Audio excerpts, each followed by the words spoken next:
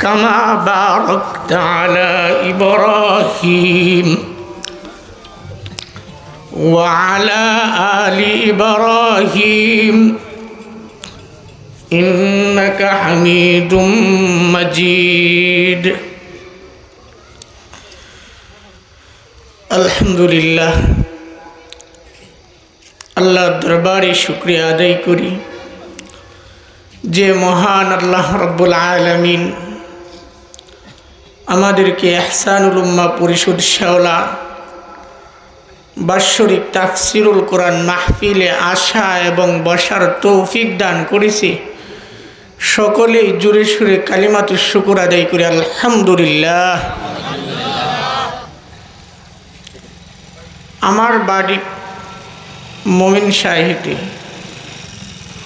আমার ভাষা আপনারা বুঝবেন কি না বুঝবেন আমি জানি না, তবে আমি চেষ্টা করব আপনাদেরকে বোঝানোর জন্য, আপনারাও চেষ্টা করবেন বোঝার জন্য। তবে আপনাদেরকে নসিহত করার জন্য আমি আসি নাই, আপনাদের কাছ থেকে নসিহত গ্রহণ করার জন্য আমি আসছি। এই মঞ্চের মাধ্যমে সিলেটের মঞ্চে বয়ান করলে যোগ্যতা লাগে, বয়স লাগে। কেন সিলেট এমন একটা অঞ্চল যে অঞ্চলের মাধ্যমে জিন্দা অলিরা শুয়ে আছে। সিলেটের পূর্বভূমিতে আমরা বলি, মোমিন শাহের মানুষ বলে, সিলেটে যে পরিমাণ উলামায়ে কেরাম আছে, যে পরিমাণ মাদ্রাসা আছে, যে পরিমাণ মাদ্রাসা আছে উত্তরবঙ্গে ওই পরিমাণ আলেমও নাই। উত্তরবঙ্গেতে এই পরিমাণ আলেমও নাই। আমি বেশ কিছুদিন সফর করছি উত্তরবঙ্গে, নীলফামারী, কুড়িগ্রাম, ওইগুলোতে আমি গিয়েছি। ওদিক দিয়ে আপনার আলেম কি জিনিস, 2-3টা ইউনিয়ন ঘুরলে সম্ভবত একজন আলেম মুফতি পাওয়া খুব অসম্ভব। আর আপনাদের সিলেটে তো ঘরে ঘরে হাফিজে কোরআন, মাওলানা, মুফতি, এটা তো আপনাদের নেয়ামত। আমি মানুষের কাছ থেকে শুনেছি সিলেটে একটা গ্রাম আছে, ওই গ্রামের মাধ্যমে টিপি কি জিনিস, একটা বাজার, ওই টিপি জিনিসটা ওই বাজারে এখন পর্যন্ত নাই, হরিপুর বাজার। তাহলে আমি আপনাদেরকে মনে করি আপনারা খুব ধন্য। এই জন্য আমি ছোট মানুষ, যদি কিছু কথা বলি ভুল হয় তাহলে আমাকে নিজের সন্তান মনে করি ক্ষমা করবেন। বর্তমান পরিস্থিতি আপনারা যদি সময় অনুযায়ী আপনারা বিবেচনা করেন, তাহলে আমাদের প্রথম নাম্বার কাজ হয়েছে আমাদের ছেলে সন্তানদেরকে ঈমান এবং আকীদা, কোরআন এবং হাদিসের শিক্ষা দেওয়া। আওয়াজ দিয়েন, কথা বলেন। আপনি দেখবেন মাদ্রাসার হুজুরের কাছে, মসজিদের ইমামের কাছে গ্রামের বাবা গিয়ে বলে কি, হুজুর আমার সন্তান কথা শুনে না, আমার সন্তান কথা মানে না, আমার ছেলে স্কুলে যেতে চায় না, আমার ছেলে মাদ্রাসায় যাইতে চায় না, আমার ছেলে রাত্রের 12টা পর্যন্ত ঘরের বাহিরে থাকে, আমার ছেলে রাত্রে 3টা পর্যন্ত টাচ মোবাইল দরজা লাগিয়ে চালা, ফজরের নামাজের খবর নাই, দিনের 1টা বাজে ঘুম থেকে জাগ্রত হয়, সারা রাত্র ঘুমায় না। হুজুর আমার সন্তানের জন্য দোয়া করেন। আমি বলি যে সন্তানের বাবা হুজুরকে গিয়ে এই কথা বলে, আগে ইমাম সাহেবের রুমে তার বাবাকে আটকে প্রশ্ন করার দরকার, তোমার ছেলের বয়স যখন বালক ছিল, নাবালক ছিল, 5, 6, 7 বছর ছিল, তোমার সন্তানকে কি মসজিদের মক্তবে পাঠাইছিলা না পাঠাও নাই? যদি তোমার সন্তানকে মসজিদের মক্তবে পাঠায় থাকতা, তাহলে অবশ্যই তোমার সন্তান তোমার কথা মানত। তোমার সন্তান ফজরের আগে ঘুম থেকে জাগ্রত হতো, কোরআন ও হাদিসের তালিমের মাধ্যমে বসে দ্বীন ও ইখলাসের আমলগুলো গ্রহণ করে তোমার মতো পিতাকে সে মাথায় রাখতো। কোনোদিন বলতো না বাবা তোমার কথা অমান্য করব। আজকে আমাদের সন্তানদেরকে আমরা নষ্ট করছি। কেমন করে নষ্ট করেছি? কেমন করে নষ্ট করছি বলবো? বাংলাদেশের একজন বড় নেতা ছিল, বড় লিডার। আপনারা কাক চিনেন? কাক চিনেন তো? তাহলে বুঝছেন কার কথা বলছি। নোয়াখালীর একটা পাগল ছিল। ওই বলছে কি, আমরা বাংলাদেশকে স্মার্ট করব, স্মার্ট বাংলাদেশ বানাবো। আমরা প্রত্যেকটা সন্তানের হাতে স্মার্ট মোবাইল তুলে দেব, টাচ ফোন তুলে দেব। টাচ ফোন তুলে দেওয়া খুব ভালো না? সন্তানের হাতে খুব ভালো না?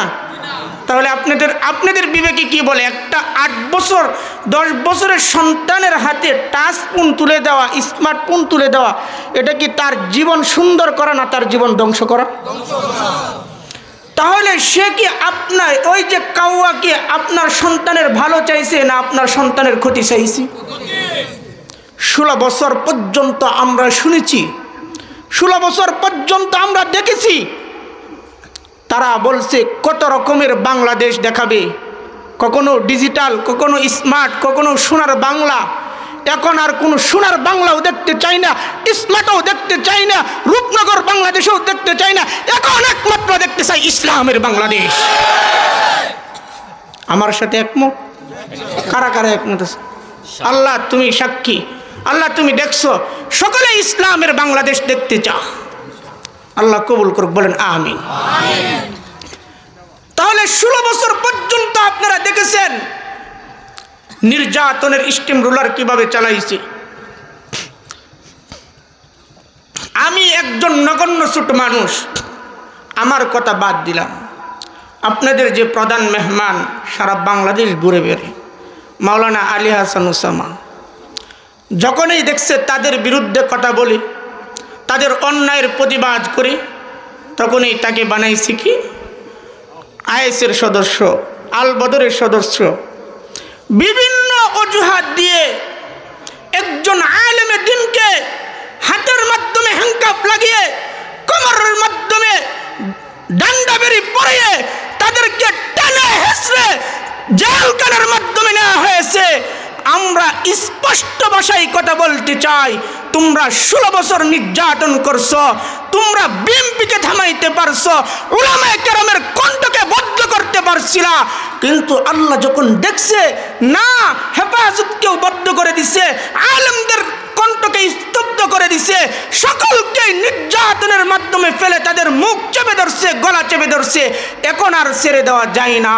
এখন তাদেরকে সাইজ করতে হইলে বিএনপির প্রয়োজন নাই, জামাতে ইসলামের প্রয়োজন নাই, হেফাজতে ইসলামের প্রয়োজন নাই, একদল আবাবিল নামক পাখিদেরকে পাঠায় দিছে কলেজ ভার্সিটির ইউনিভার্সিটির ছাত্রদেরকে। তোমরা যেরকম ভাবে আলেমদের বিরুদ্ধে জঙ্গি জঙ্গি স্লোগান দেওয়ার জন্য বলছিলা, ঠিক তেমনি ভাবে তোমাদেরকে রাজাকার আর আল বদর করে বাংলাদেশ থেকে তাড়িয়ে দিয়েছি।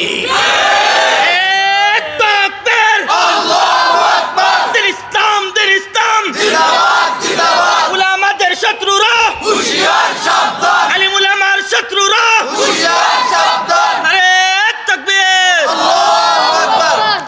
তাহলে আমি আপনাদেরকে বলতে চাই, 16 বছর আমাদেরকে নির্যাতন করছো।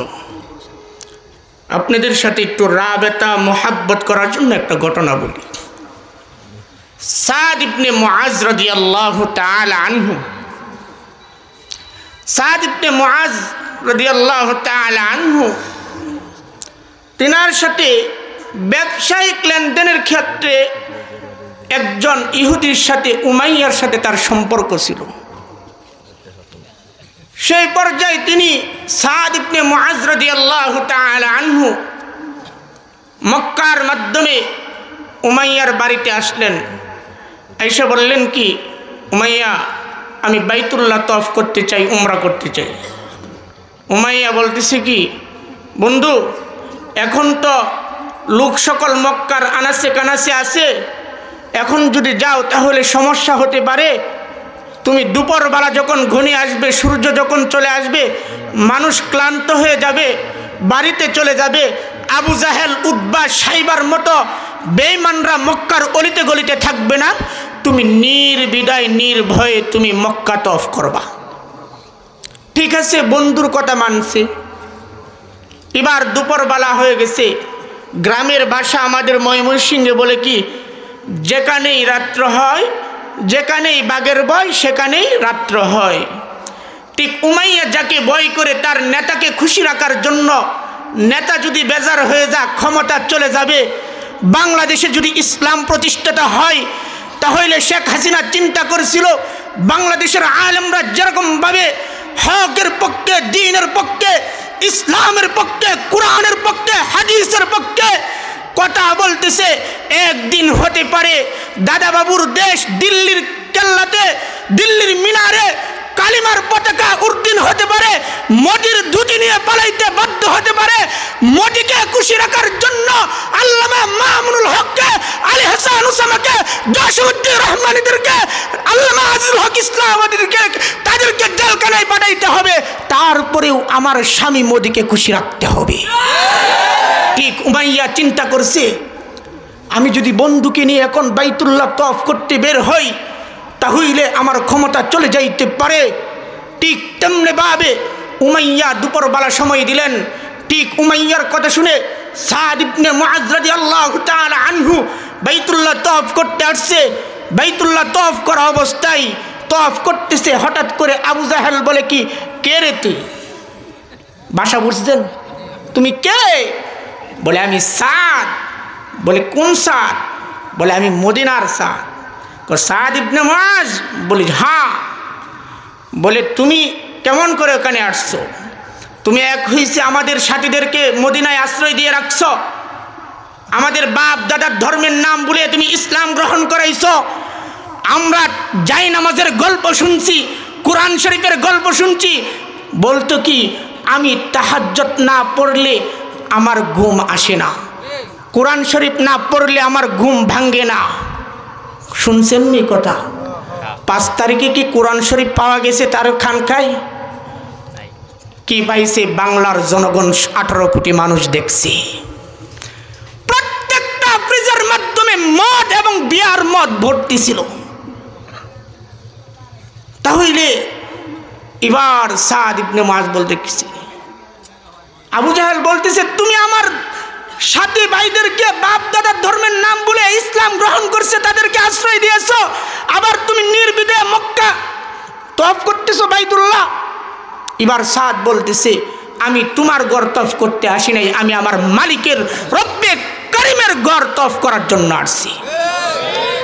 এবার উমাইয়া বলতেছে কি, সাদ আস্তে কথা বলো। এবার সাদ বলতেছে, আমি তো আস্তে কথা বলার জন্য ঈমান গ্রহণ করি নাই, ঈমান আনি নাই, ধর্ম ত্যাগ করি নাই। বলতেছে তুমি কার সাথে কথা বলতেছো তুমি জানো? তিনি এই তল্লাদের সর্দার, এই মক্কার সর্দার, আমাদের লিডার। বলতেছে উমাইয়া। সাদ বলতেছে কি, উমাইয়া সাবধান হয়ে যাও, আমি একটা মৃতদেহর সাথে কথা বলতেছি, যার ভিতরে ঈমান আছে সে কখনো বেঈমান এবং ভিতর মতো কথা বলতে পারে না। সে আবু জাহেল নামক নব্য শয়তানের সামনে সাদ গর্জন দিয়ে বলতেছে কি, আমি তওয়াফ করব মক্কা, তুমি বাধা দেওয়ার কে? ঠিক তেমনি ভাবে আমি আপনাদের সামনে বলতে চাই, বাংলাদেশে কোরআন হাদিসের আইন প্রতিষ্ঠাতা হবে। কোন ইঞ্জিনিয়ার আর কোন মোদির আইন বাংলাদেশে আর চলতে পারে না, চলতে দেওয়া হবে না। আমার কথা বুঝছেন? বুঝতেছেন? তাহলে ভোট কাকে দিবেন?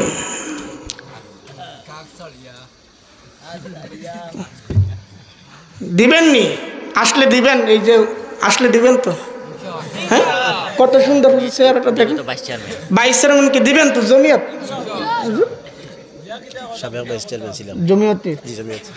জমিয়তে উলামা ইসলাম বাংলাদেশের, তাদেরকে ভোট দিলে আর টাকা দিয়া সিগনেচার লাগবে না।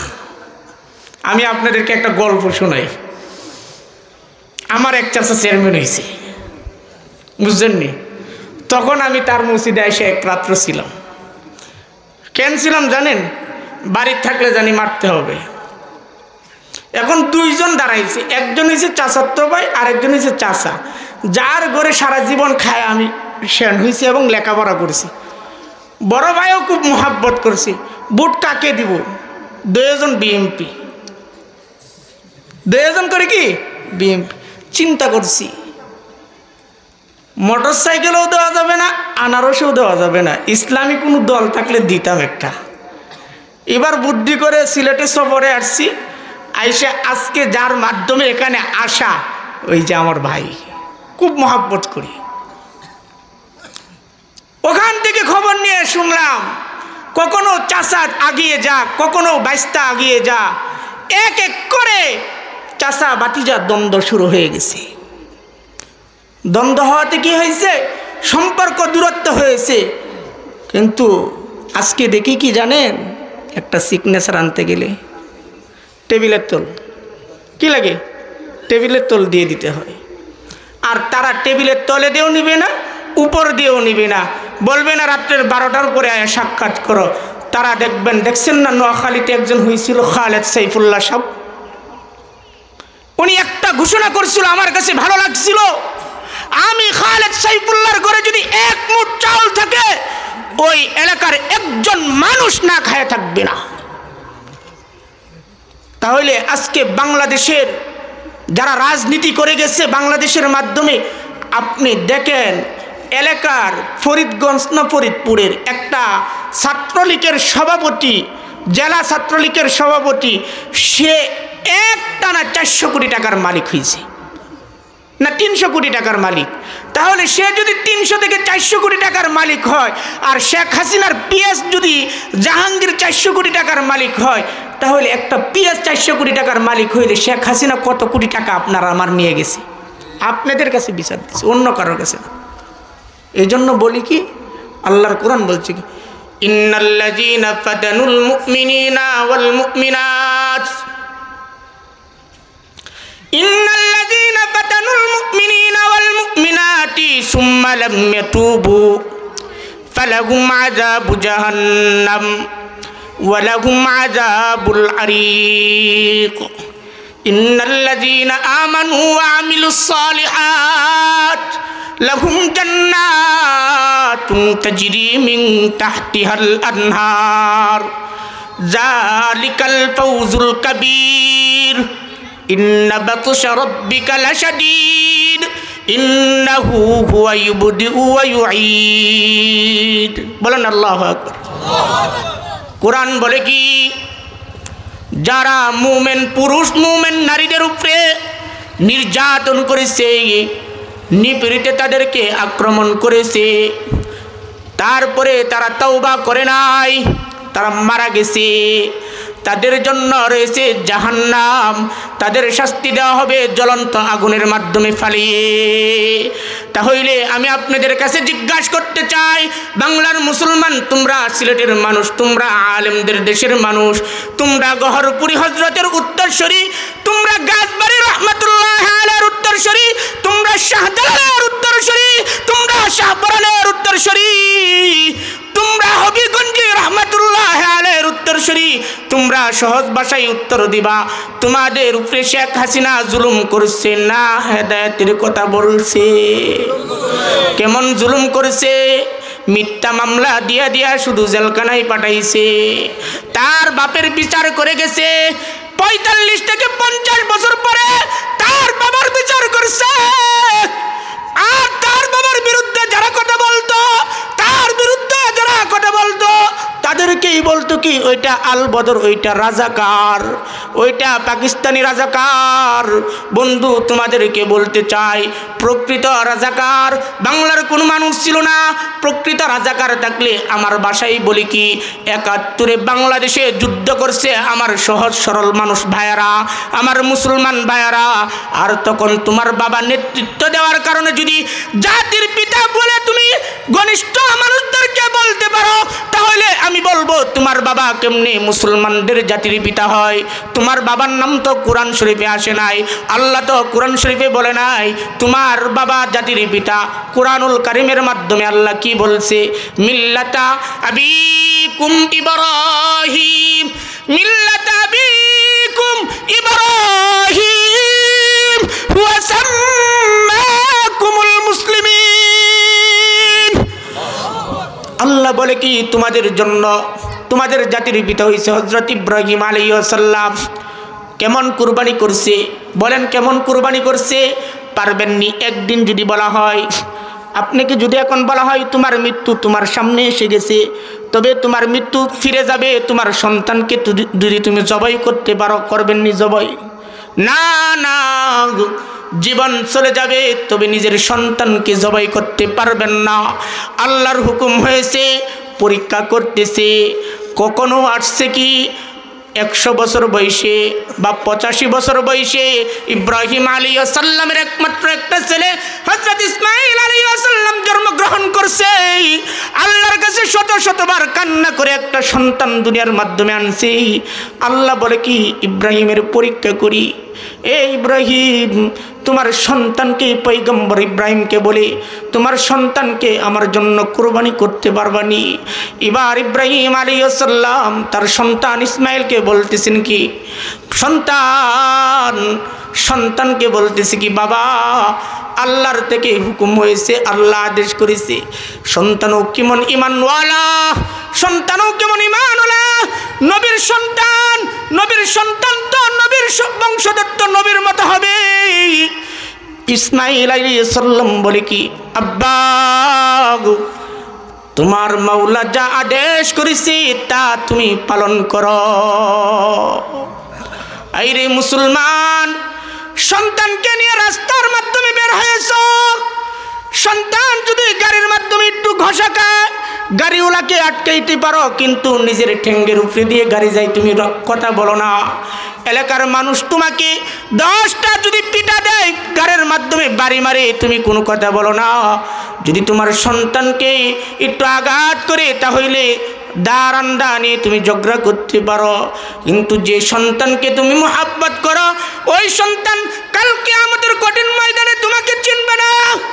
আমি বলছি না কোরআন বলছি? কে বলতেছে? ইয়াউমা ইয়াফিরুল মারউ মিন আখিহি, ইয়াউমা ইয়াফিরুল মারউ মিন আখিহি ওয়া উম্মিহি ওয়া আবিহি ওয়া সাহিবাতিহি ওয়া বানিহি লিকুল্লি ইমরিইন মিনহুম ইয়াউমা ইযিন শা'নুন ইউগনি। কিয়ামতের কঠিন ময়দানে ভাই ভাইকে চিনবে না, বন্ধু বন্ধুকে চিনবে না। যাকে আপনি দুনিয়ায় সবচেয়ে আপন মনে করে নিজের বাবার থেকে স্ত্রীর কাছে চলে গেছেন, আপনার বাবাকে আপনি বাদ দেন নাই, কবর দেন নাই। যে স্ত্রীকে এত মোহাব্বত করছো, সেই স্ত্রী তোমাকে কিয়ামতের কঠিন ময়দানে চিনবে না। মা সন্তানকে চিনবে না। কেন রে ভাই কেন? দুনিয়ায় তো সন্তান মাকে পরিচয় দিতে চায় না, মা সন্তানকে পরিচয় দিতে চায় না। কথা ঠিক না বেটি? সন্তান যদি একটু বড় শিক্ষিত লোক হয়ে যায়, সন্তান যদি একটু ম্যাজিস্ট্রেট হয়ে যায়, সন্তান যদি ইঞ্জিনিয়ার হয়ে যায়, প্রফেসর হয়ে যায়, আর বাবা যদি গ্রামের কৃষক থাকে, বাবা যদি দিন মজুর থাকে, বাবা যদি রিক্সার ড্রাইভার থাকে, তখন সন্তান তার বন্ধুদের সামনে তার বাবার পরিচয় গোপন করতে চায়। আর আপনি আলেমদেরকে তাকায় দেখেন, 10,000 টাকার বেতন পায়, 10,000 টাকার বেতন পাওয়ার পরে মার্কেটে গিয়ে বলে কি, আগে আমার বাবার জন্য 500 টাকার গজের একটা কাপড় কিনি, নিজের চিরাটা পিনবো।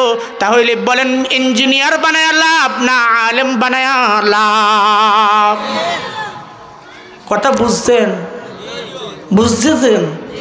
এই জন্য বলে কি, अगर दानिस्तम अजरूज़े अजल दागी जुदागीरा, अगर दानिस्तम अजरूज़े अजल दागी जुदागीरा, मनी गर्दम बदिल रोशन चरागे अशनाईरा।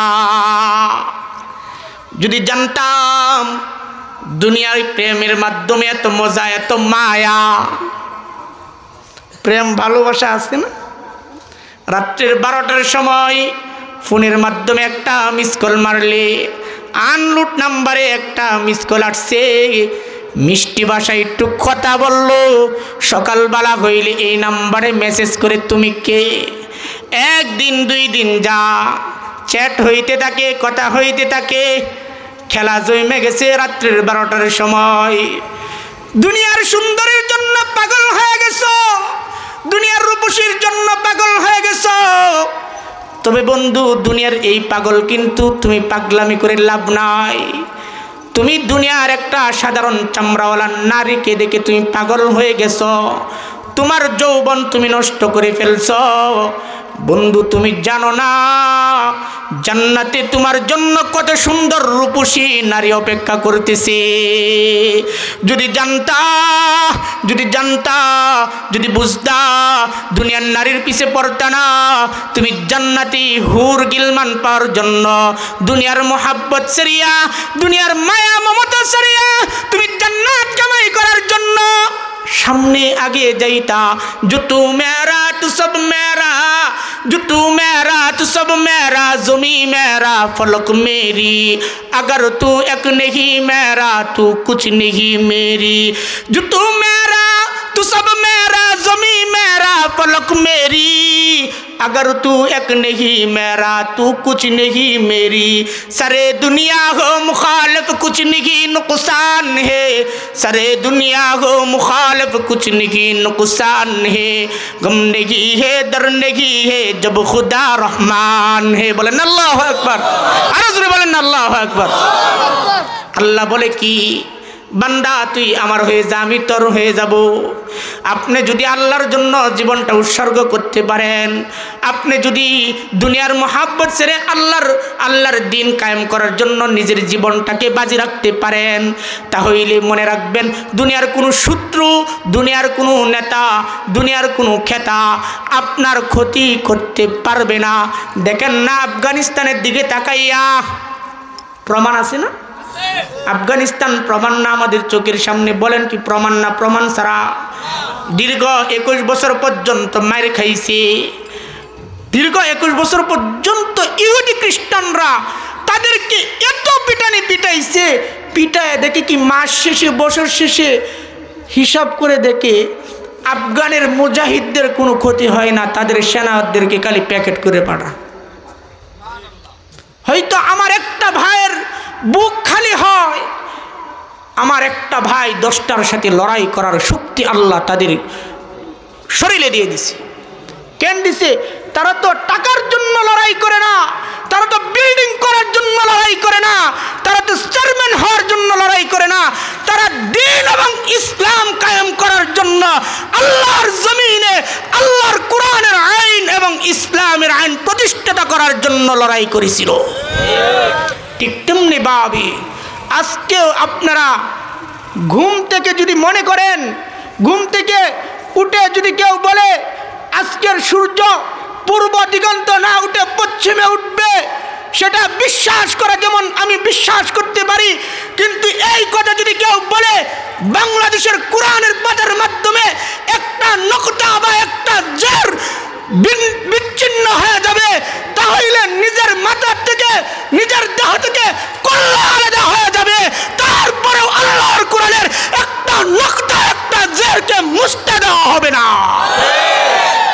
ভারত, তুমি শুনে রাখো, আপনাদের পার্শ্ববর্তী এলাকা, সীমান্ত এলাকা, আপনারা সীমান্তের মানুষদের সাথে সম্পর্ক আছে। আজকে আমার বাংলাদেশ থেকে কোরআনের আইনকে মুছার জন্য, কোরআনের আইনকে বদ্ধ করার জন্য, আলেমদেরকে নির্যাতন স্টিম রুলানোর জন্য যে চক্রান্ত করতেছ, মোদি তুমি জেনে রাখো, ধুতি নিয়ে পালাইবার জন্য বাধ্য থাকো। হাসিনাকে জায়গা দিয়ে তুমি, হাসিনাকে হাত করে তুমি বাংলাদেশকে দখল করার ষড়যন্ত্র করবা, কখনো পারবা না, কখনো পারবা না। আল্লাহ বলছেন কি, আল্লাহ নবী বলছেন কি, আয-যুলমু যুলুমাতুন ইয়াউমাল কিয়ামা, জুলুম কিয়ামতের দিন বিশাল অন্ধকার হয়ে দেখা দিবে। যদি কেউ বেশি জুলুম করে ফেলে তাহলে দুনিয়াতে তার চক্ষু অন্ধ হয়ে যায়। কেন? 5 তারিখের দিন সকালেও তো বলছিল আমি পালাই না, আমি পালাই না, আমরা পালানোর গোষ্ঠী না। আপনাদেরকে আমি হিসাব মিলাই, হেফাজতে ইসলামের আন্দোলনের পর মোদি কসাই গুজরাটের কসাইয়ের বিরুদ্ধে আন্দোলনের পর শহীদ বাড়িয়াতে 6 থেকে 7 জন শাহাদাত বরণ করছিল, চিটাগঙ্গে শাহাদাত বরণ করছিল। সেই আন্দোলনের পর শেখ হাসিনা যে একটা নাটক সাজাইছিল, আলেমদেরকে জেলখানায় বদ্ধ করে যে নির্যাতন চালাইছিল, আল্লাহ বলে কি ছাড় দেই কিন্তু ছেড়ে দেই না। আকাশে গুড্ডি চিনেন? গুড্ডি পোলাওয়ানে উড়ায়, চিনেন না? গুড্ডি যখন আকাশে যা তখন গুড্ডি বলে কি আমি আর আসবো না। কিন্তু যে ছেলে নাটাই চালা সুতা, সে যখন টান দেয় তখন কি আসে না? ঠিক তেমনি ভাবে আল্লাহ তাআলা বলেন কি আমার দিনকে যে অসম্মান করবে, কোরআনকে যে অসম্মান করবে, এক পর্যায়ে করতে করতে যখন সীমা লঙ্ঘন করবে, আমি আল্লাহ রব্বুল আলামিন রশি টান দেই, একদম ফেলে দিই। ফেরাউন বুঝছে কখন? নীল নদে যখন তাকে জাতা দিছে তখন বলে কি আমি আল্লাহকে মানি, আমি আল্লাহকে মানি, আমি কোরআনকে মানি। কিন্তু তখন মেনে তো আর কোনো লাভ নাই, কেন সময় শেষ। আপনারাও কি সময় শেষ হওয়ার পরে কোরআন মানবেন, ইসলাম মানবেন, না সময় থাকতে ইসলাম এবং কোরআনকে মানবেন? সময় থাকতে মানবেন তো? তাহলে নিজের সন্তানদেরকে কোরআন শরীফের শিক্ষা দিবেন তো, হাদিসের শিক্ষা দিবেন তো, ইসলামের জন্য রাজপথে পাঠাইবেন তো। যদি জিহাদের ডাক আসে, নবী আলাইহিস সালামের খতমে নবুয়তের চাদরকে হেফাজত করার জন্য যদি রাজপথে আপনাদের বরুণার বিশ্বব শাইখে বরুণা, যদি নুরুল ইসলাম অলিপুরীরা হেফাজতে ইসলামরা ডাক দেয়, তাহলে নিজে এবং সন্তানদেরকে নিয়ে রাজপথে থাকবেন ইনশাআল্লাহ। ইনশাআল্লাহ, আল্লাহ কবুল করুক আমাদের। বাংলাদেশে কয়েকটা ফিতনা চলতেছে, কোনটা ছেড়ে কোনটা ধরবো কোনো কিছু বুঝি না। তবে আমি কিছু কথা আপনাদেরকে বলে যাই, যদি ভুল হয় মাফ করে দিবেন। এক নম্বর ফিতনা হয়েছে একটা বর্তমানে সাদিয়ানি, আরেকটা ফিতনা হয়েছে কাদিয়ানি। কাদিয়ানি ফিতনার থেকে সাদিয়ানি ফিতনা বর্তমানে মারাত্মক রূপ আক্রমণ করছে।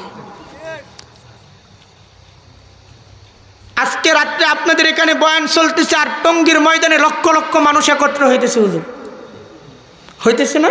টঙ্গীর মাঠে ইজতেমা শুরু হয়েছে না? তাহলে তারা কি টাকা আনতে গেছে না টাকা খরচ করতে গেছে? আর সাদিয়ানিদের সবচেয়ে বড় একটা ফিতনা হয়েছে কি, এলাকার মুআল্লিম যারা থাকে, আমির যারা থাকে তাদেরকে দেয়। আর বর্তমানে যারা উলামায়ে কেরামের সাথে আছে তারা নিজের পকেট ভরে নিয়ে যাইতেছে, পকেট খালি করে আসতেছে। তাহলে যারা দ্বীনের জন্য টাকা পয়সা খরচ করে নিজের জানকে বিলিয়ে দেয়, আল্লাহ বলে কি ওয়াতুইজ্জু মান তাশা ওয়া তুযিল্লু মান তাশা বিয়াদিকাল খায়র ইন্নাকা আলা কুল্লি শাইইন কাদির। দুনিয়াতে যদি তোমার রব তোমাকে ইজ্জত দান করে, দুনিয়ার কোনো মানুষ তোমাকে বেইজ্জতি করতে পারবে না। পারবে কি? আল্লাহ তাআলা আল্লামা মামুনুল হক নাম শুনছেন? লোকটাকে চিনেন? লোকটাকে নিয়ে কত নাটক করছিল, কিন্তু আল্লামা মামুনুল হক বাংলাদেশে আছে। যে নায়কের কথা নাচছিল মামুনকে মারার জন্য, সেই নায়কই তো আর বাংলাদেশে নাই, নায়কের কাছে চলে গেছে। তাহলে আমি আপনাদেরকে বলি, আল্লামা মামুনুল হককে কি আল্লাহ তাআলা ইজ্জত কম দিছে? ওনার বয়স সর্বোচ্চ 55 এখন।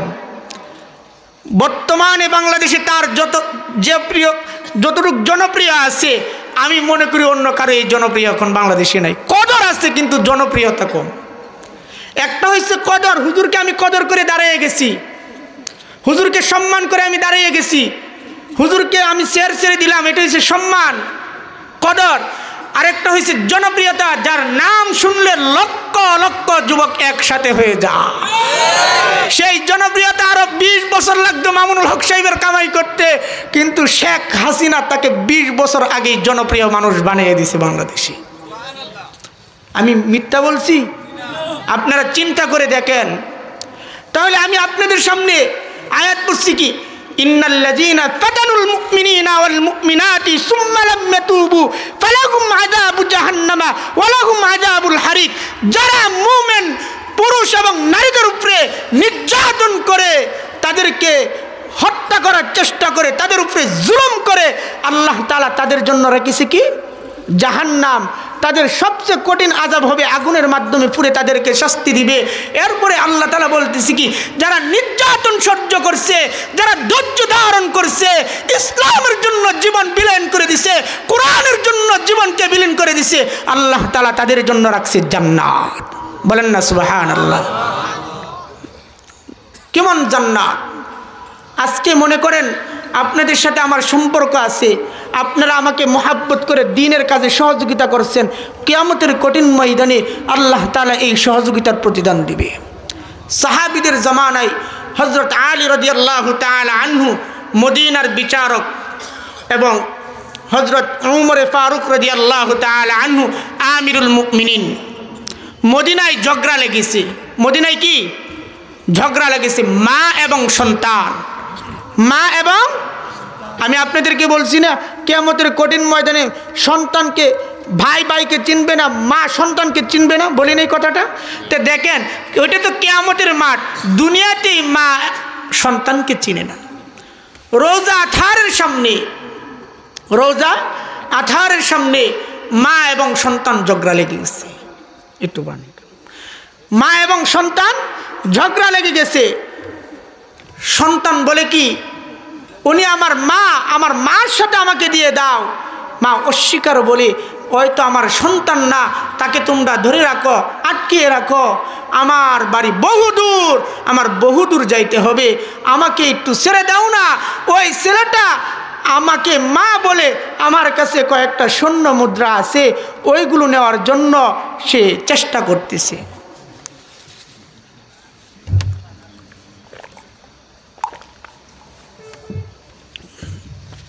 এইগুলো নেওয়ার জন্য সে আমাকে মা বলে ডাকতেছে। এবার মদিনার মানুষ চিন্তা করছি, খুব কঠিন বিষয়, মা এবং সন্তানের ঝগড়া। মদিনায় কোনো ঝগড়া লাগলে, মদিনায় কোনো বিচার প্রয়োজন হলে হযরত আলী রাদিয়াল্লাহু তাআলা আনহু তা বিচার করে।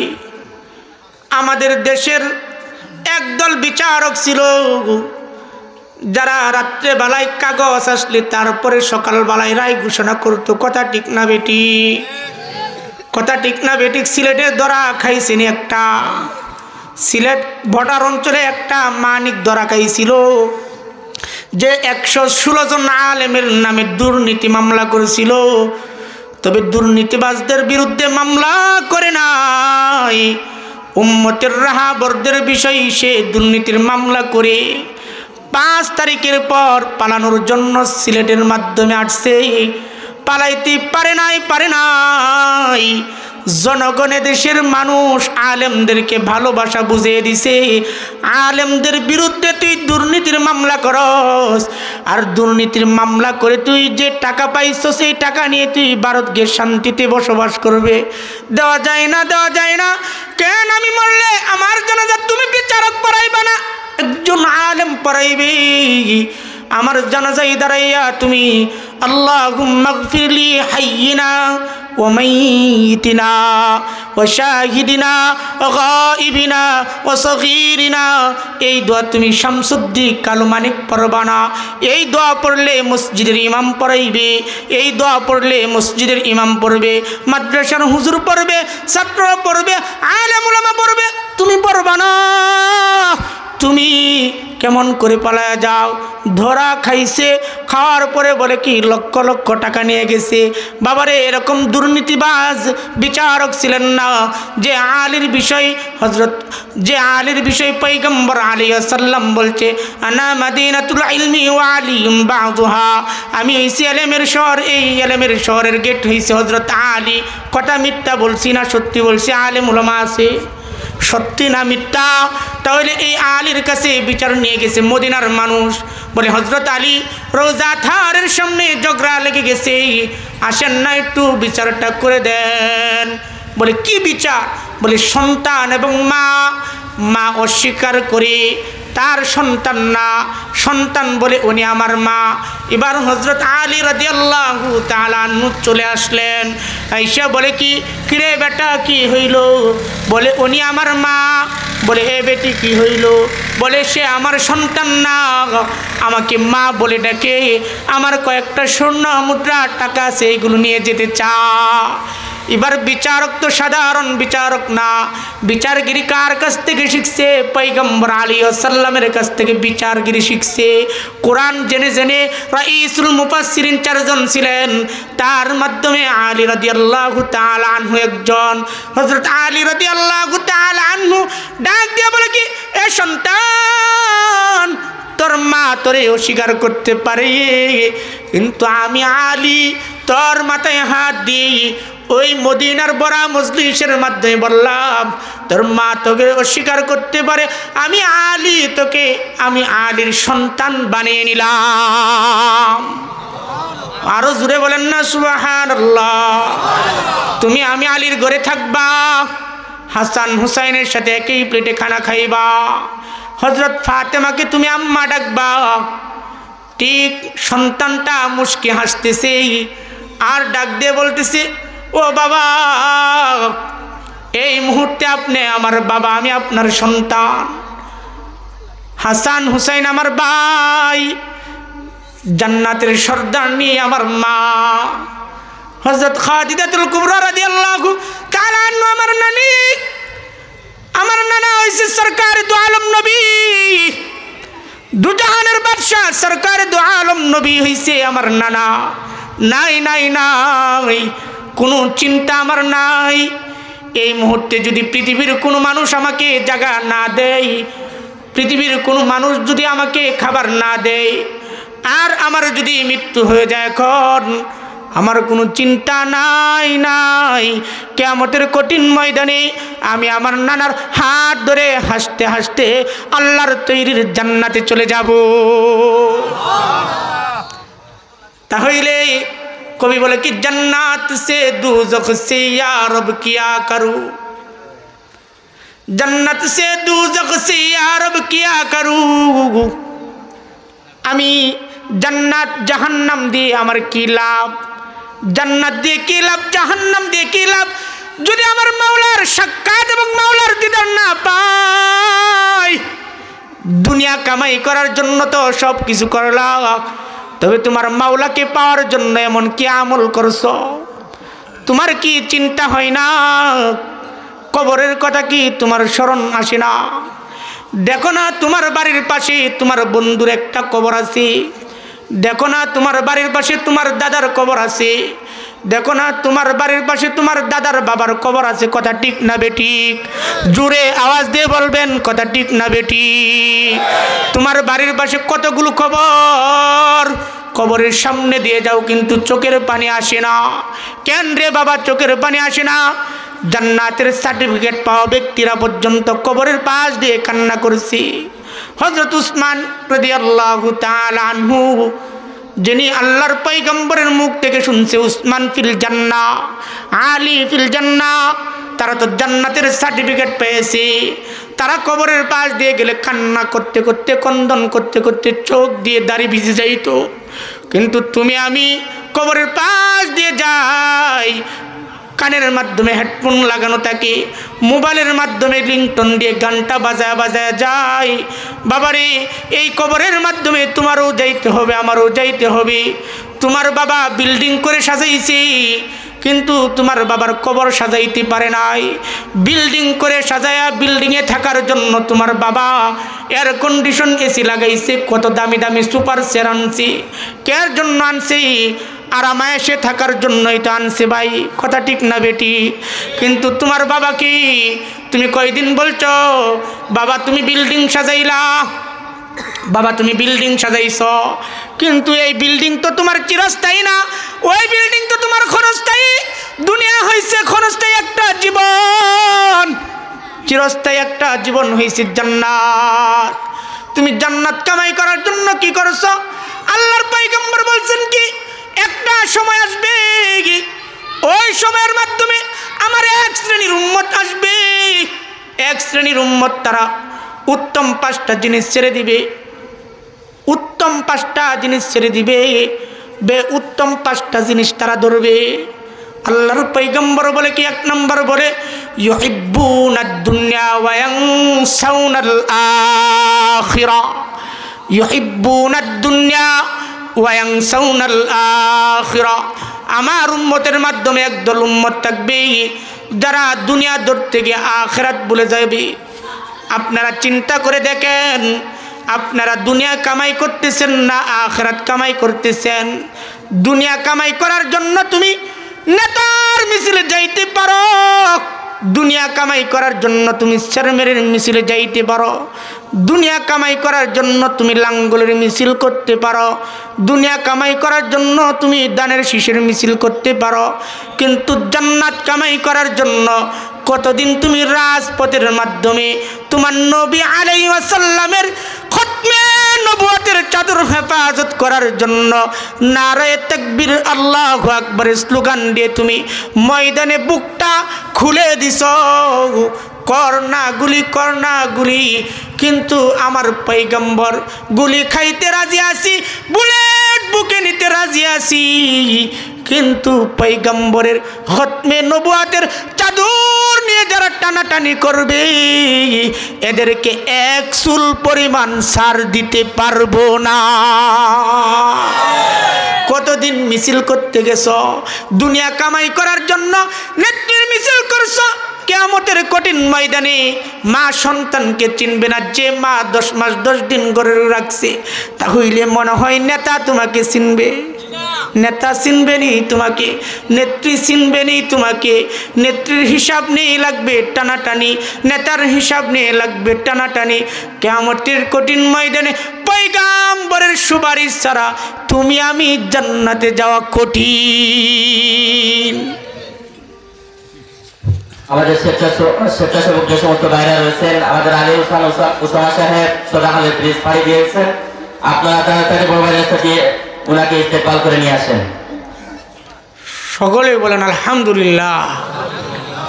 তাহলেই বলতেছিলাম পয়গম্বরের সুপারিশ ছাড়া জান্নাতে যাওয়া যাবে না, কিন্তু এই পয়গম্বরের খতমে নবুয়তের চাদর নিয়ে আজকে একদল ভারতের বেঈমান, পাঞ্জাবের গুরুদাসপুরে তার জন্ম, সে খতমে নবুয়তের চাদর নিয়ে টানাটানি করে সে বলে সে শেষ নবী।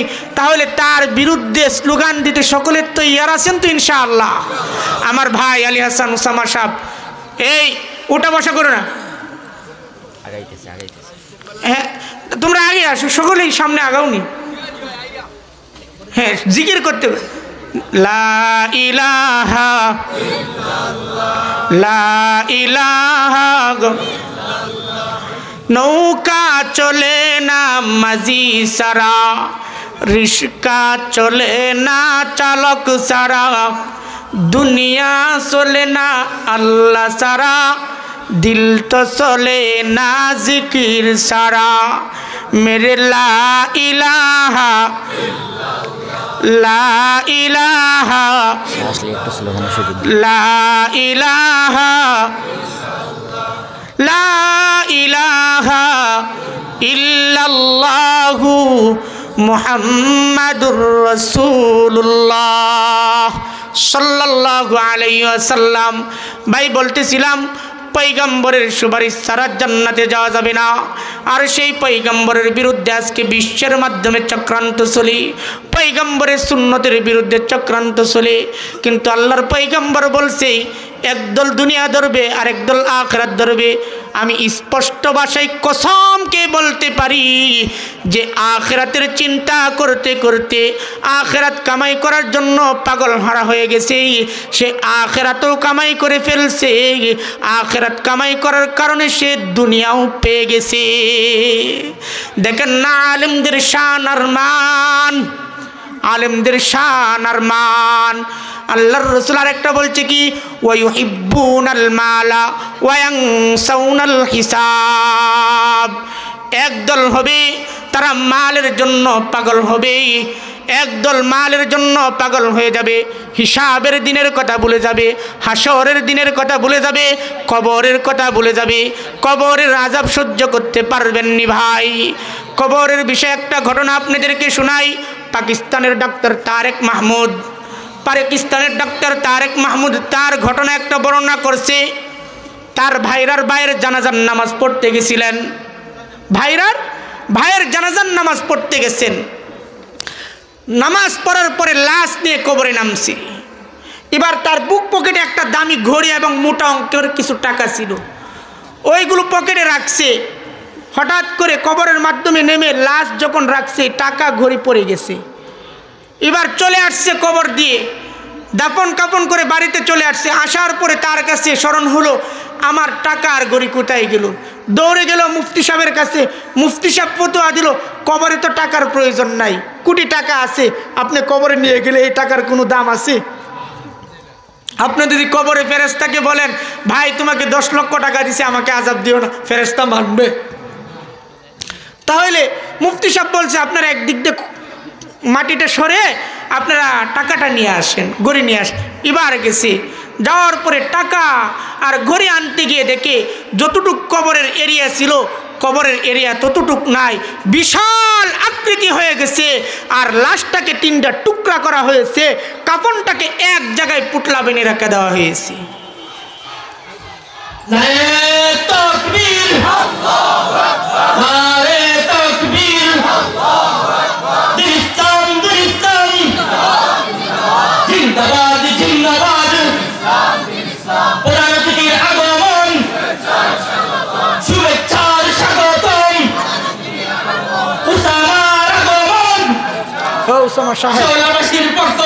উসামা সাহেব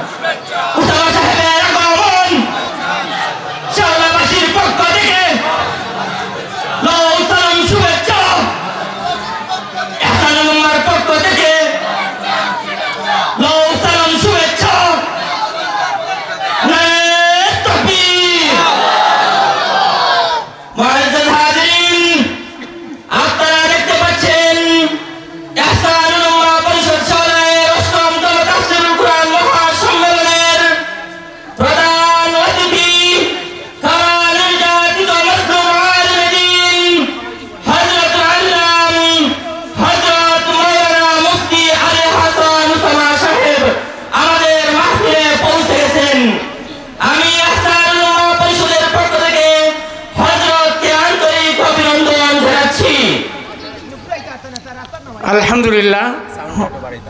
হযরত আসলে আমি ছেড়ে দিব, স্টেজে আসবে আমি ছেড়ে দিব। তার আগে ঘটনা আর বললাম না, শুধু উসামা সাহেবের একটা বর্ণনা দেওয়া যায়। আলী হাসান উসামা সাহেবকে বাংলার শায়খ ও তাফসীর বলেছে, উনি বাংলার সিংহ। বলেন কথা ঠিক না বেঠিক? যে জায়গায় চুলকানি হয় সে জায়গায় কি মলম দিতে হয়, ঠিক তেমনি ভাবে মাওলানা আলী হাসান উসামা সাহেব যখনই দেখে ফিতনার আশঙ্কা, তখনই তিনি মলম লাগানো শুরু করে।